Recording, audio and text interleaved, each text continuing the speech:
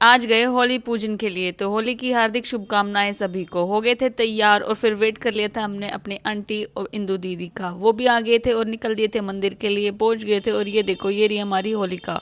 तो हम सारी प्रतिभासी औरतें पहुंच गई थी मंदिर और बैठ गई थी अब अपने स्थान पर, और शुरू कर दिया था परंपरा के अकॉर्डिंग सारा पूजा पाठ का कार्यक्रम शुरू। सबसे पहले तो ये डाल बुड़कले पे लगाया था टिक्का, और पूजा करने के बाद फिर एक दूसरे को भी लगाया टिक्का, और हमारी सब ने मिलकर धोक और प्रार्थना करी कि हरदम बुराई पे विजय की ऐसे ही जीत होती रहे।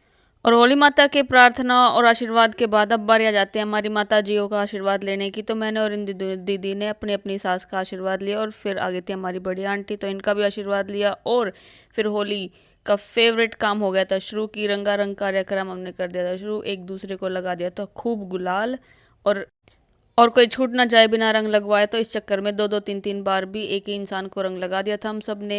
एक दूसरे को रंगारंग करने के बाद अब बारी आ गई थी हमारे भगवानों के सामने हाथ जोड़ने की, और उनको भी होली की शुभकामनाएं देने की। तो पहुंच गए थे हम अपने शिव जी के मंदिर में, और फिर ये राधा कृष्णा जी के मंदिर में जोड़े हाथ और निकल लिए थे घर पे। और रास्ते में जितने भी जान पहचान के थे उनको घर से निकाल निकाल के बिल्कुल रंगारंग कर दिया था।